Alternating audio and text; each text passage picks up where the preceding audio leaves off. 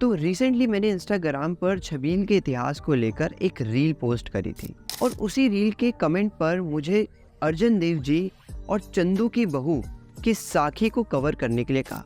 तो सबसे पहले तो कमेंट करने का थैंक यू। और अगर आपको भी किसी भी तरीके का क्वेश्चन होता है तो आप भी मुझे कमेंट्स में पूछ सकते हैं। इस वीडियो को एंड तक ज़रूर देखना, क्योंकि यहाँ पर हमें बहुत सी नई चीज़ें पता चलेंगी। खासकर हमें ये पता चलेगा कि गुरु अर्जन देव जी को शहीदों का सरताज क्यों कहा जाता है। So let's get started.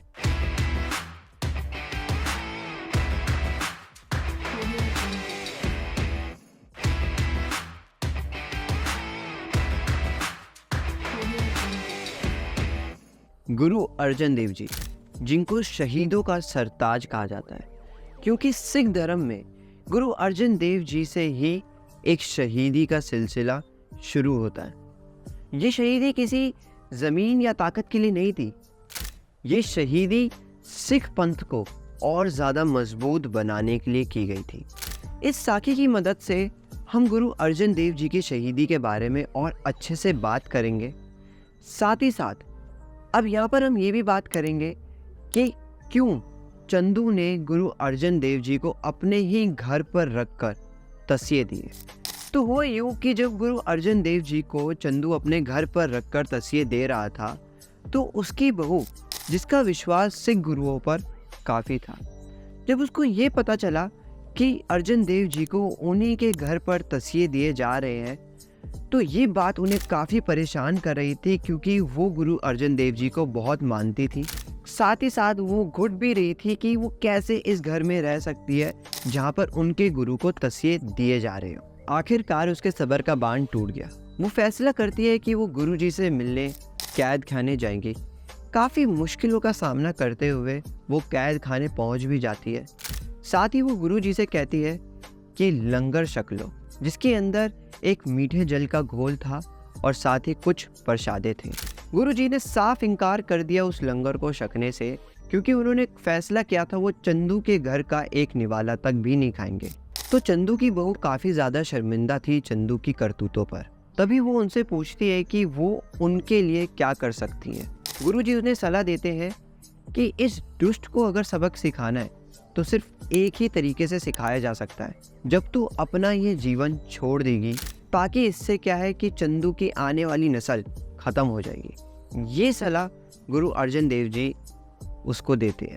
ये सुनते ही उसकी बहू चली जाती है और अगले दिन ही चंदू हुक्म देता है जल्लादों को कि गुरु जी पर गरम गरम रेत डाली जाए, क्योंकि उससे एक दिन पहले ही चंदू ने उन जल्लादों को हुक्म दिया था कि गुरु जी को तत्ती तवी पर बिठाया जाए।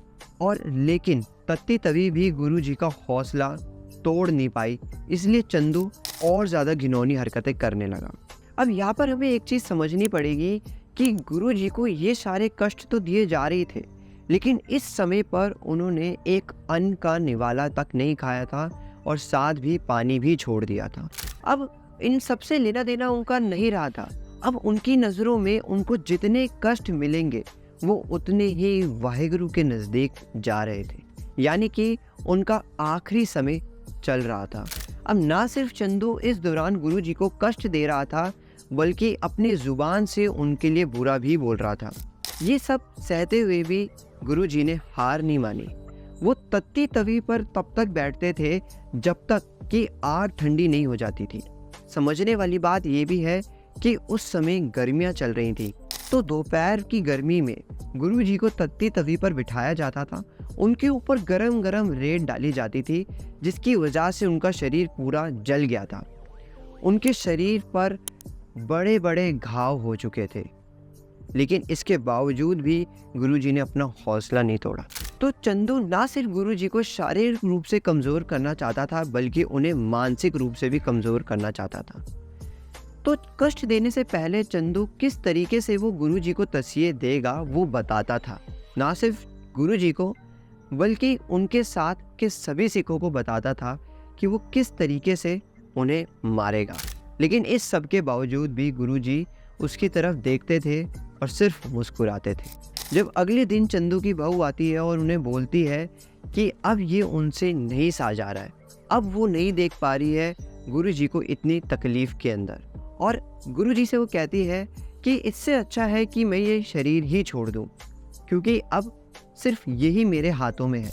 गुरु जी भी उसे सलाह देते हैं कि ये जगह तेरे लिए बिल्कुल नहीं बनी है, मेरे साथ साथ अब तेरे भी जाने का समय आ रहा है, तो जो भी तेरी आखिरी इच्छा है तो वो पूरी कर ले। अगले दिन भी चंदू आता है और फिर गुरु जी को बताता है कि वो अब किस तरीके से तस्वीर देगा, जहाँ पर वो बताता है कि वो सबसे पहले तो उनका घर लूटेगा, फिर उसके बाद उनके बच्चे को पकड़कर इसी तरीके से तस्वीर देगा, फिर उनके टुकड़े कर देगा। ये सब सुनने के बावजूद भी गुरुजी उसकी तरफ देखकर मुस्कुराते हैं और बोलते हैं कि वो रावी नदी में स्नान करना चाहते हैं।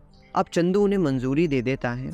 उनका पूरा शरीर जल जाता है, पैर सड़ने लग जाते हैं। धीरे धीरे किसी तरीके से वो रावी नदी में जाते हैं, स्नान करते हैं, वापस बाहर आते हैं और जपजी साहब का पाठ करते हैं। और वहाँ पर वो बताते हैं कि अब उनके जाने का समय आ गया, जहाँ पर वो ये भी बताते हैं कि उनके शरीर का संस्कार नहीं किया जाए। जब वो शरीर छोड़ दें तो बस उन्हें पानी में विसर्जित कर दिया जाए। ये बोलते ही वो अपना शरीर छोड़ देते हैं और उसी दिन चंदू की बहू भी अपना शरीर छोड़ देती है। सो अगर मैं ओवरऑल कंक्लूड करने की कोशिश करूं तो मैं यही कहूँगा कि शहादत सिख धर्म की नींव का एक बुनियादी हिस्सा रहा है। शहादत ये सिर्फ ज़मीन ताकत के लिए नहीं की गई थी। ये शहादत गुरु जी ने अपने लिए नहीं करी थी। ये शहादत इसलिए करी थी ताकि यहाँ से सिख धर्म की नींव और मजबूत हो सके। अगर किसी भी तरीके का आपका कोई फीडबैक है तो comment section is always open. अगर ये वीडियो इन्फॉर्मेटिव लगी तो अपने दोस्तों के साथ ज़रूर शेयर करना और लाइक करना मत भूलना। So if you love this बाणी then subscribe this channel now.